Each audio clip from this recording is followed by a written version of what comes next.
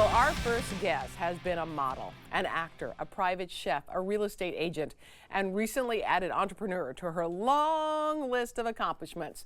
But years ago, she was a young immigrant who struggled to feel like she belonged. The new short documentary film, Mahsa, or The Girl That Ate Her Way Home, details her journey back to her Iranian roots through the common language of food. I come from a culture that's beautiful and there's so much richness, and I think that's why part of me just always wants to be back there, because I mean everybody was loud and everybody had wild hair and everybody had dark circles under their eyes and everybody had this big nose, and that's the soil I was planted in. And then you get yanked out and then you get replanted, and like just my giant nose and my unibrow and my fresh off the boat clothes, and you have to be willing to not be hard on yourself. Here to share more, we welcome the film's host, executive producer, and co-director, Mahsa Darabi. Good to see you, Mahsa. So good to see you, Helen. Why did you want to do a film about your life and all that you experienced? And you have experienced a lot. I have. Yeah. You know, it's something I think that I've always wanted to do. I worked on camera for years. I was an actor, and I did a lot of TV commercials, and I saw the power of, you know, what you can share on screen. Right. And it's so natural for me, you know, ever since I was a kid. Like I found that when you share parts of your culture that are relatable, like a meal, people will connect with you, even if you can't find anything else in common.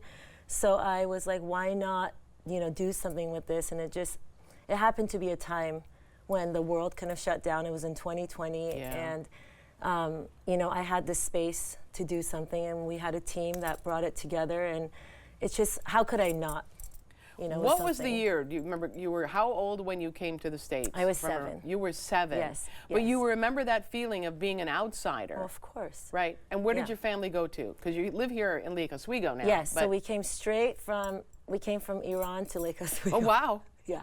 That's a shock. It's a shock. Yeah. It is, but it's also, and it was really hard, and I'm really grateful for it, because if I didn't know that feeling of being an outsider and an outcast, I would never know how important it is to belong.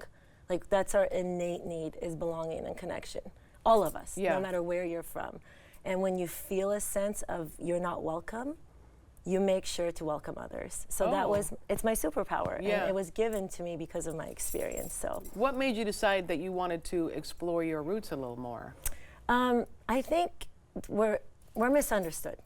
And a lot of people, when someone's different, and I've even been guilty of this, you know, I've met someone that maybe I couldn't relate to immediately, even sometimes based on, it could be a physical appearance, it could be something they say where I'm like, oh, they might have voted for someone else. They may not believe in some of my core values. But when we begin to have conversations over a shared ritual, I realize, oh, we're so much more alike than anything, right? Our hearts can connect even when maybe our beliefs and kind of what we've been taught don't always line up. For those who don't know, what was happening at the time your family fled to Lake Oswego? So it was post the Iran and Iraq war. So I did grow up, you know, I lived through the war. So recently when everything happened, my heart is broken. No one should have to live through that. No.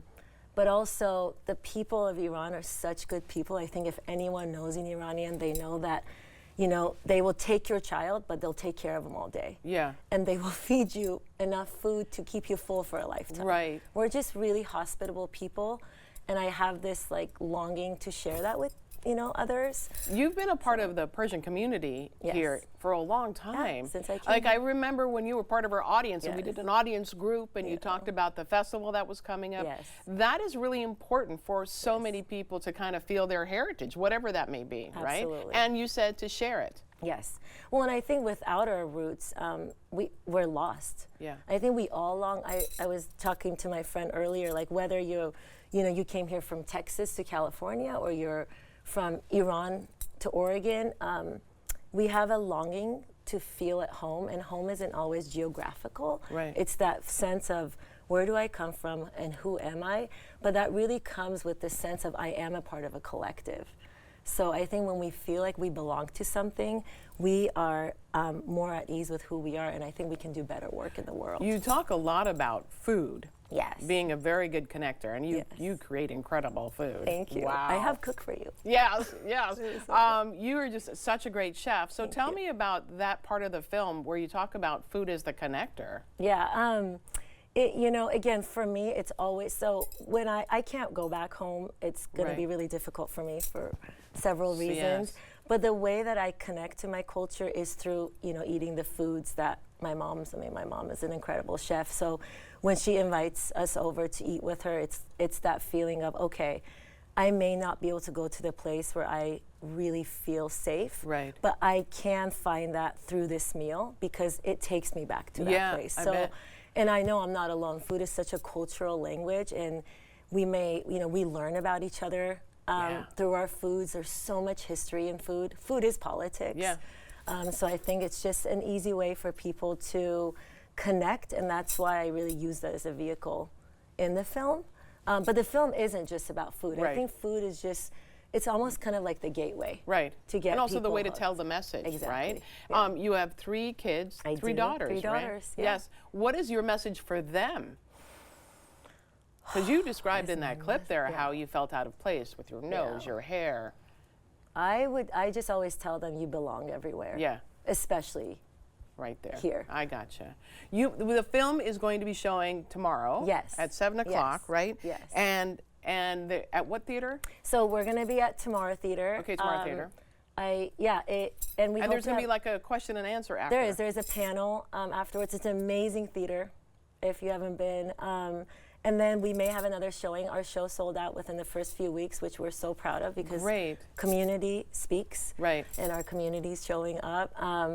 But yeah, come to the film. We also have, I have a chai company, and we can't always, yes, there's a film and there's different ways of sharing, but I really wanted to share something that people can have with them at home. Gotcha. So a cup of tea, whether you drink our chai or any tea, anywhere you go, is a way of belonging to something greater than yourself. So we're going to tell everyone, if you would like to find out more about Mahsa or the girl that ate her way home, we're going to put all the information for you on our website at KATU.com. Mahsa, thank you so much. Thank you, Helen. All right, we'll be right back with more AM Northwest. Don't go away.